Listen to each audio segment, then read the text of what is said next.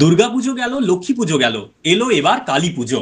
কালী পুজোতে কি কি কর্মসূচি রয়েছে? পূর্ব মেদিনীপুর জেলার পটাশপুর 2 নম্বর ব্লকের টিগরাপাড়া মা লক্ষ্মীপ্রিয়া ডেভেলপমেন্ট সোসাইটির তারই বার্তা জানান সোসাইটির সম্পাদক রতন কুমার সাহু। রতনবাবু বলেন, সোসাইটির সম্পাদক হিসেবে আপামর জনসাধারণ সবাইকে আলোর উৎসব দীপাবলির আগাম শুভেচ্ছা জানাচ্ছে। সমস্ত কালিমা, সমস্ত কালো দিনগুলো ঘুচে যাক, মানুষগুলো ভালো থাকুক।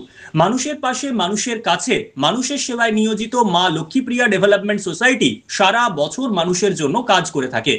এই কালী পুজোয় 20টি ক্লাব সংগঠনকে আমরা নির্ধারিত করেছি। পূর্ব ও পশ্চিম মেদিনীপুর, ঝাড়গ্রাম, পুরুলিয়া জনসাধারণের মধ্য থেকে দারিদ্রতাকে দূরে রেখে বিভিন্ন পরিবার, দুস্থ ও মেধাবী ছাত্রছাত্রীদের জন্য বিভিন্ন কর্মসূচিও রেখেছি।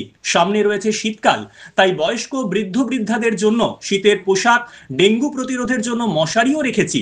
সবুজ পৃথিবী গড়ার লক্ষ্যে আমরা বৃক্ষ প্রদান কর্মসূচিও রেখেছি।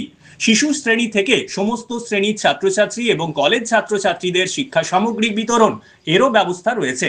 এবং সারা বছর ধরে বিভিন্ন ধরনের সেবামূলক কর্মসূচি আমাদের সোসাইটির পক্ষ থেকে করে থাকি। সামনে তো কালী পুজো। কালী পুজোর কি কর্মসূচি আপনার সংস্থা থেকে রয়েছে এবং কি কালী পুজোর বার্তা দেবেন? মা লক্ষ্মীপ্রিয়া ডেভেলপমেন্ট সোসাইটির পক্ষ থেকে, আমার ব্যক্তিগত পক্ষ থেকে, সোসাইটির সম্পাদক হিসাবে আপামর জনসাধারণ সবাইকে আলোর উৎসব দীপাবলির অনেক অনেক আগাম শুভেচ্ছা জানাচ্ছি। সমস্ত কালিমা, সমস্ত কালো দিনগুলো ঘুচে যাক, মানুষ ভালো থাকুক। মানুষের পাশে, মানুষের কাছে, মানুষের সেবায় নিয়োজিত আপনাদের আশীর্বাদ ধন্য।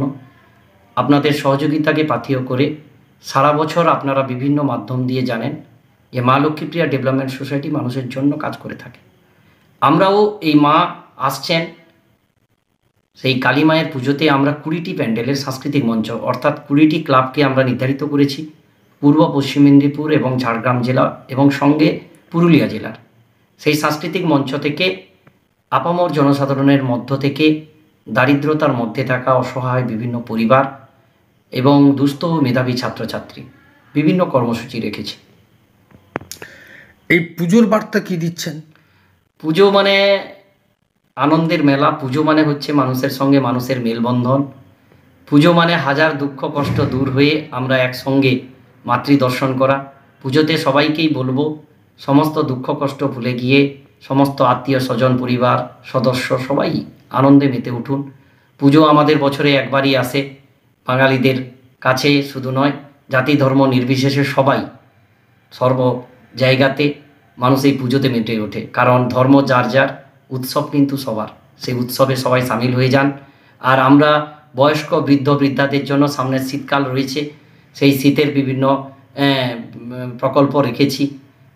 ডেঙ্গু প্রতিরোধের জন্য মশারি রেখেছি। সবুজ পৃথিবী গড়ার লক্ষ্যে আমরা বৃক্ষ প্রদান কর্মসূচি রেখেছি এবং সেই সঙ্গে দুস্থ মেধাবী ছাত্রছাত্রীদের জন্য বিভিন্ন শ্রেণীর, একেবারে শিশু শ্রেণী থেকে দ্বাদশ থেকে শুরু করে কলেজ পড়ুয়া থেকে শুরু করে সবার জন্য আমরা বিভিন্নভাবে বই থেকে, শিক্ষা সামগ্রী থেকে, স্কুল ব্যাগ থেকে শুরু করে আমরা আমাদের মতো সামর্থ্য মতো সবার সহযোগিতাকে নিয়ে আমরা চেষ্টা করে চলেছি যে স্বামী বিবেকানন্দের আদর্শে আমরা তাদের সেই মহাপুরুষদের দেখানো পথে রামমোহন, বিদ্যাসাগর থেকে শুরু করে বিভিন্ন মনীষীদের বাণীকে আদর্শ করে আমরা চেষ্টা করছি জীব সেবাই শিব সেবাকে মন্ত্র করে মানুষের ভালো রাখার জন্য কিছুটা আমরা সংগ্রাম করে তাদের পাশে থেকে তাদের মুখে হাসি ফোটাবো।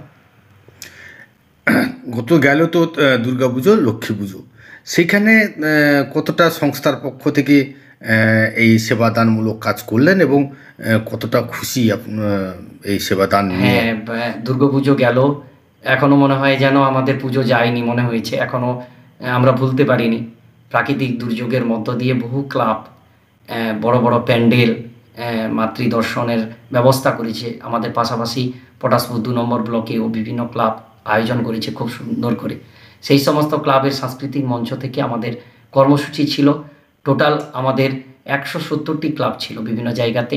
আমরা কিছু কিছু ক্লাবে আমাদের সংস্থা থেকে সদস্যরা উপস্থিত থাকতে পেরেছিলাম। কিছু ক্লাবে বিভিন্ন কর্মকর্তা আমাদের সোসাইটির মাধ্যমে তাদের বিভিন্নভাবে কর্মসূচিগুলোকে সম্পন্ন করেছে। আমরা খুব খুশি হয়েছি যে এই পুজোতে যেমন একটা বড় প্রকল্প আমাদের থাকে, নতুন পোশাক পরে আনন্দের সহিত প্যান্ডেলে প্যান্ডেলে মাতৃদর্শন করব।